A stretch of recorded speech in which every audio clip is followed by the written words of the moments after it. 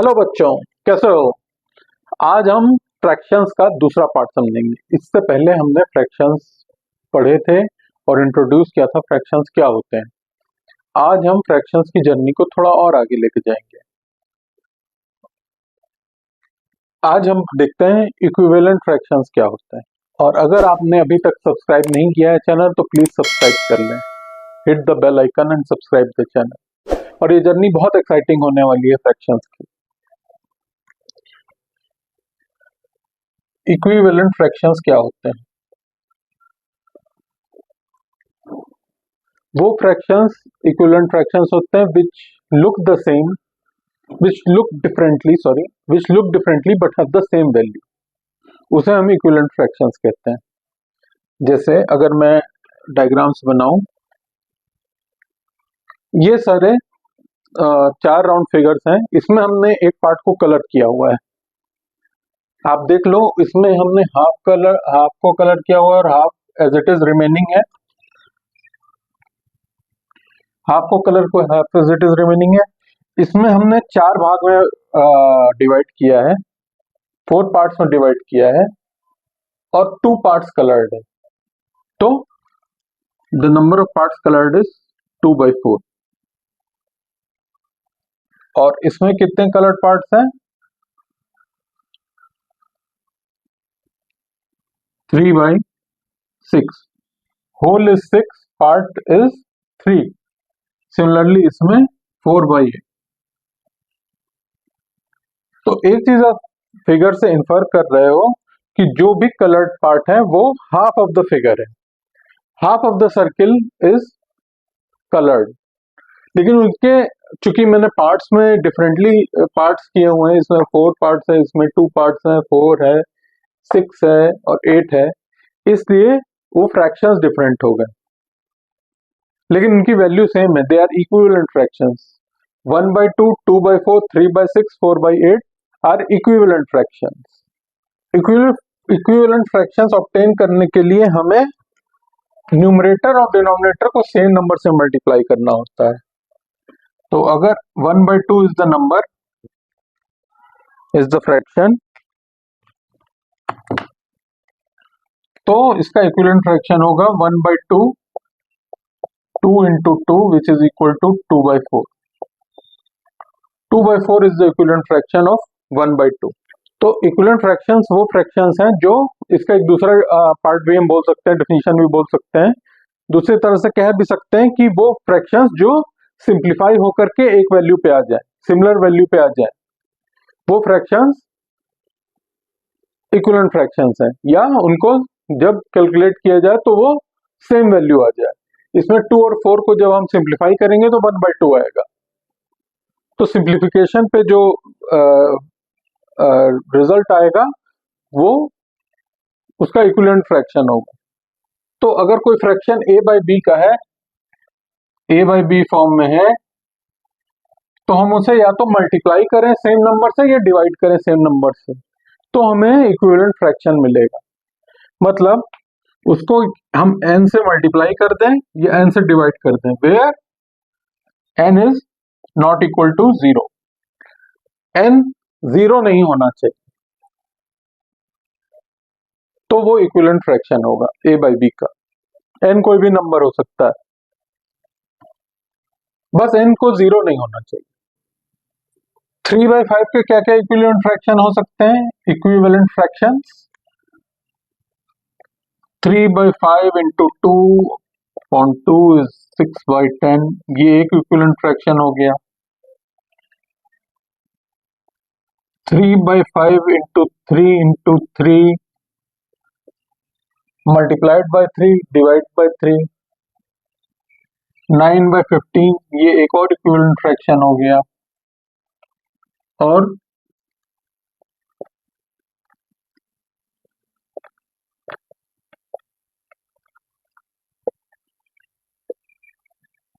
ये सारे जो इंसर्कल्ड नंबर्स हैं, ये सारे इसके इक्विवेलेंट फ्रैक्शंस हैं। ये सारे 3/5 के इक्विवेलेंट फ्रैक्शंस हैं। अब हम आते हैं comparison of function, comparison of fractions पे।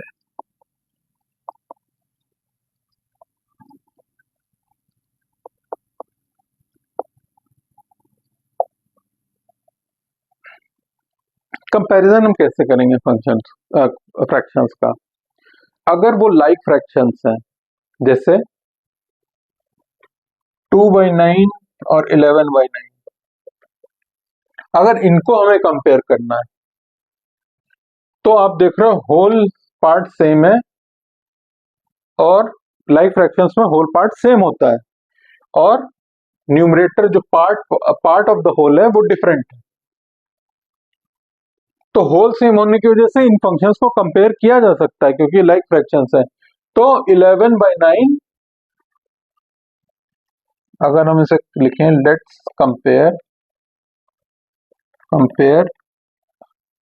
तो हम लिखेंगे 11/9 इज ग्रेटर देन 2/9। अगर हमको कंपेयर करना हो 2/9 और 11/9 को तो हमें आंसर आएगा 11/9 is greater than 2/9 because they are like fractions, उनका होल पार्ट सेम है, बस पार्ट जो न्यूमरेटर पार्ट है वो डिफरेंट है। Part of the whole is different और पार्ट जो भी ग्रेटर है वो हम बता सकते हैं। Compare 1/5 and 2/3।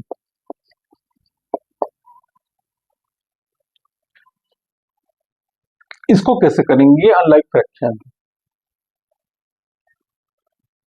तो इसमें अगर हम उनका डिनोमिनेटर को सेम कर लें तो वो एक लाइक फ्रैक्शंस हो जाएंगे और फिर हम उसके न्यूमरेटर को कंपेयर कर सकते हैं। तो 1/5 को ऊपर और नीचे 3 से मल्टीप्लाई कर दें, वैसे ही 2/3 को ऊपर नीचे 5 से मल्टीप्लाई कर दें, तो ये आ जाएगा 10/15 और ये आ जाएगा 3/15। तो 2/3 इज ग्रेटर देन 1/5।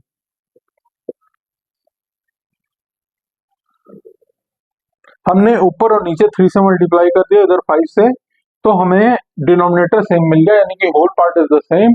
अब हमें केवल जो न्यूमरेटर पार्ट है, जो पार्ट ऑफ द होल है, उसको कंपेयर करना है।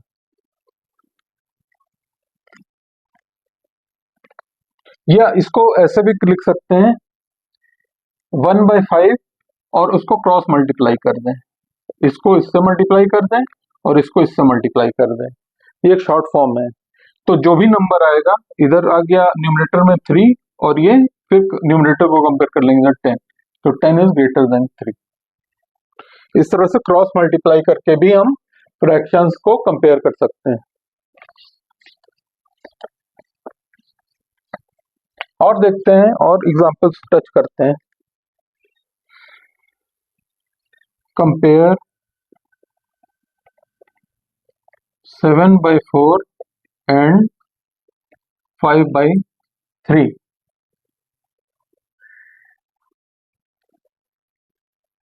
यहां पे हम क्या करेंगे, हम उसका एलसीएम निकाल लेते हैं डिनोमिनेटर का। 4 और 3 का एलसीएम होगा, एलसीएम ऑफ डिनोमिनेटर या 4 एंड 3 इज इक्वल टू 12।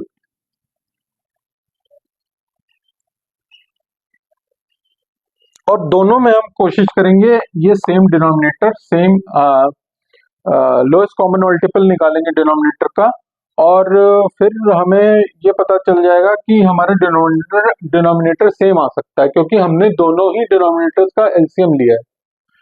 तो हम किस नंबर से मल्टीप्लाई करें कि हमारा डिनोमिनेटर और न्यूमरेटर उससे मल्टीप्लाई हो जाए और आइडेंटिकल डिनोमिनेटर है। तो 4 को हम 12 से डिवाइड कर देते हैं तो 3 आता है। तो 7/4 into 3/3 which is equal to 21/12। उधर ही 5/3 पे भी ऐसा ही करेंगे। यहां 3 को अगर 12 से डिवाइड करते हैं, 12 डिवाइडेड बाई 3, तो हमको 4 मिलता है।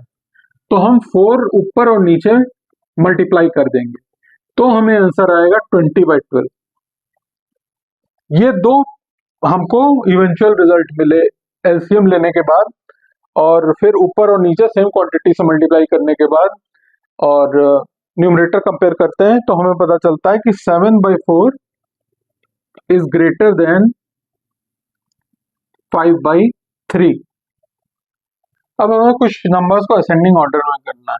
पुट इन असेंडिंग ऑर्डर, वो नंबर्स क्या हैं?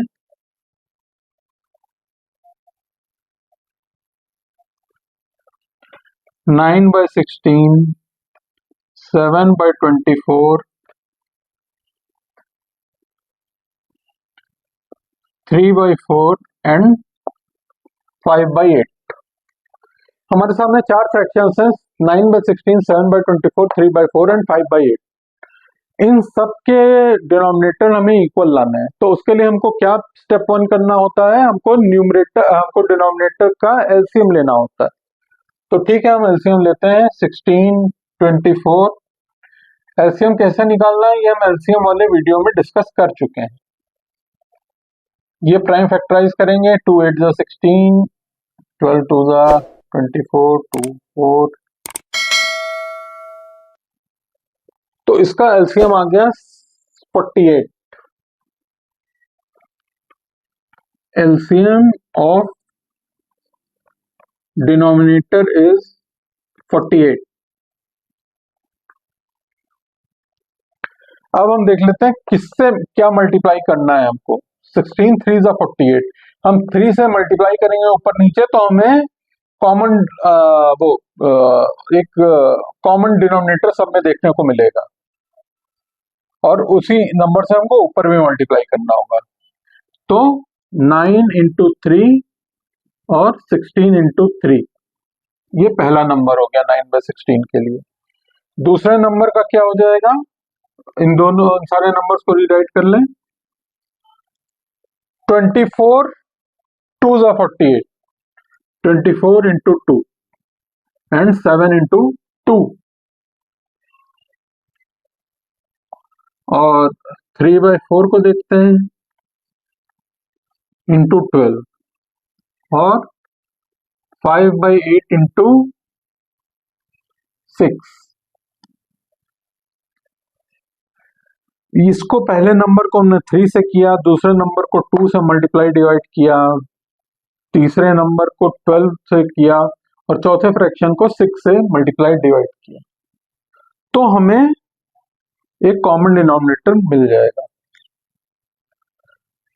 ये आएगा 27/48, ये आएगा 14/48, और ये आएगा 36/48, और ये आएगा 30/48। अब हमें आसान हो गया। अब हमें सिर्फ नंबर्स को कंपेयर करना है, जो कि न्यूमरेटर है, डिनोमिनेटर सबके सेम है, हम आसानी से कंपेयर कर सकते हैं। 14/48 is greater then 20 is less than 27/48 which is less than, ये असेंडिंग ऑर्डर होगा इसका, 30/48 विच इज लेस देन 36/48। तो हमारा 14 वाला कौन सा था? 7/24। 7/24 is less than 9/16, which is again less than 5/8, which is less than 3/4। तो हमें पता चल गया असेंडिंग ऑर्डर में नंबर्स इस तरह से होंगे, जो सबसे स्मॉलेस्ट फ्रैक्शन है वो 7/24 है, और जो लार्जेस्ट है वो 3/4।